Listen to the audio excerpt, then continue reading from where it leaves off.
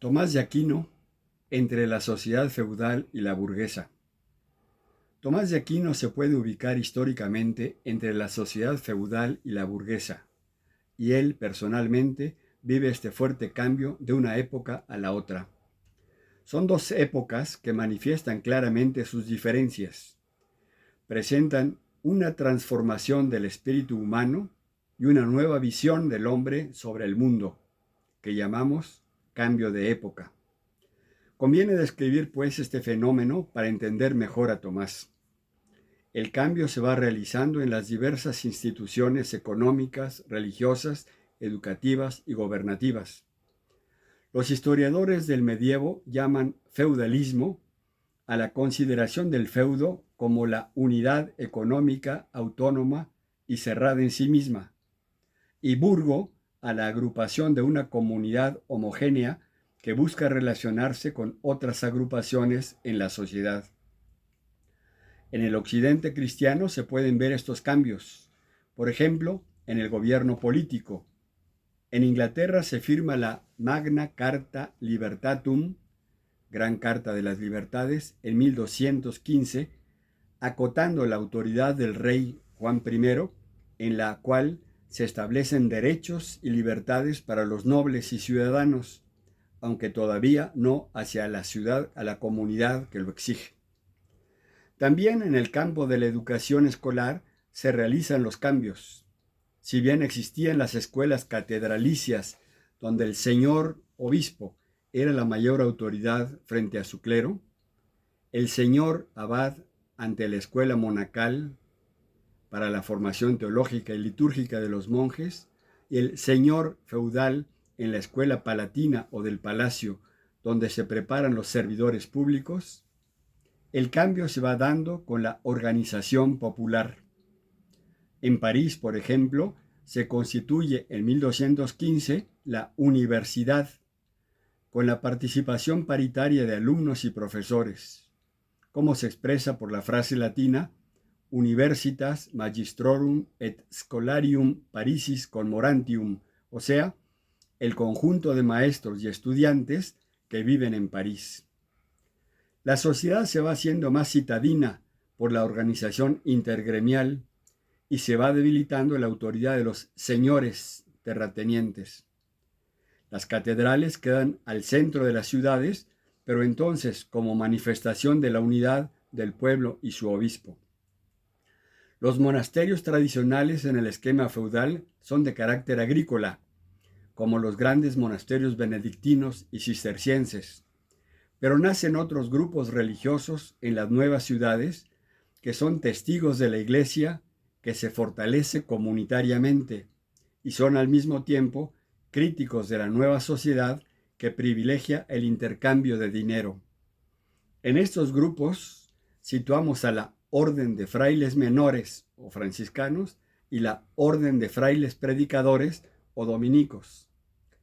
La organización de estos nuevos grupos incluye en su interior la paridad de derechos y deberes y el gobierno temporal de la autoridad. Se rigen por el primero entre los iguales o prior inter pares, donde el prior ejerce la autoridad acotada en tiempo y obligaciones que le asigna la comunidad. Esta rápida visión social nos permite entender mejor el carácter y visión de la persona de Tomás de Aquino. Tomás ejemplifica en su persona este cambio de la sociedad de su tiempo y lo muestra por su origen feudal y su clara orientación hacia el futuro, tanto de la sociedad como de la vida religiosa. Nace hacia 1224 en la fortaleza de Rocaseca, cerca de Nápoles, señorío de los Aquino, de una familia numerosa. Su padre es cercano colaborador del emperador Federico Barbarroja, y ya que los hermanos mayores de Tomás se dedican a la milicia, a Tomás lo envían sus padres al monasterio benedictino de Monte Cassino, con la pretensión y la esperanza de que llegara a ser señor abad de este monasterio. Sin embargo, Tomás, ya estudiante en Nápoles, opta por ingresar a la Orden de Frailes Predicadores, orden mendicante en donde permaneció hasta su muerte el 7 de marzo de 1274. Esta decisión, contraria a la voluntad de sus padres, lo marca en las futuras opciones que va a tomar. Años después, él mismo dirá, hablando en tercera persona, a ejemplo de Jesús, ¿por qué se decidió a entrar a la orden? Dice, Cristo eligió padres pobres, pero perfectos en la virtud. Llevó una vida pobre para que nadie se gloríe solamente en la nobleza del linaje o en las riquezas de la familia. Llevó una vida pobre para enseñarnos a despreciar las riquezas.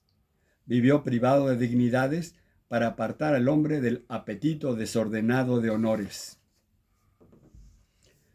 Llevó la vida de los mendicantes que abrazaban los franciscanos y dominicos en las ciudades como crítica vivencial de una sociedad que exaltaba el dinero, como decíamos antes.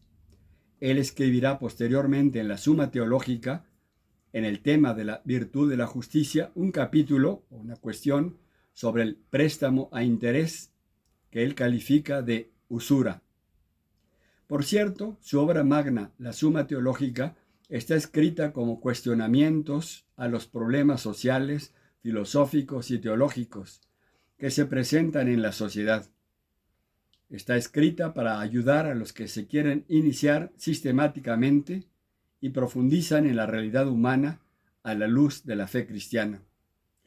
De esta manera, aborda el tema de la enseñanza y aprendizaje en un escrito específico sobre la labor del maestro, en el De Magistro, dejando en claro que el acercamiento al conocimiento reside en el propio estudiante y secundariamente en el maestro. En cuanto a la relación gobierno y ciudadanos, desarrolla un tratado sobre la ley que sostiene basado en la misma naturaleza del hombre, el justnaturalismo, y la relación de las personas en la sociedad, el tratado de la virtud de la justicia. Profundiza en el estudio del ser humano desde el punto de vista psicológico cuando expone su antropología, las virtudes y los vicios. Todos estos temas son comprendidos desde el filósofo griego Aristóteles y otros comentaristas árabes. La Suma es llamada con razón teológica porque desde un principio aborda el cuestionamiento sobre Dios y en la tercera y última parte de la obra se aplica a tratar sobre Jesucristo, su vida y sus signos sacramentales. Aquí mostrará su gran conocimiento de los primeros teólogos cristianos llamados padres de la Iglesia, y se dará licencia para precisar al gran teólogo San Agustín, que seguía la filosofía del griego Platón y del romano Plotino, egipcio de nacimiento. Con gran respeto al padre de la Iglesia latina, San Agustín, pero mostrando las diferencias que él aprecia en su obra.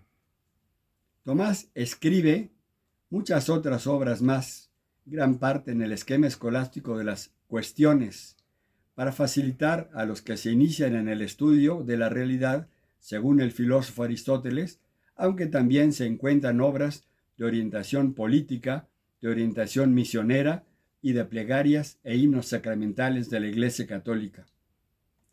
Su vida interior del convento es sumamente discreta y callada, como él mismo recomienda a Fray Juan, uno de los religiosos de la Orden de Predicadores, que le pregunta cómo estudiar.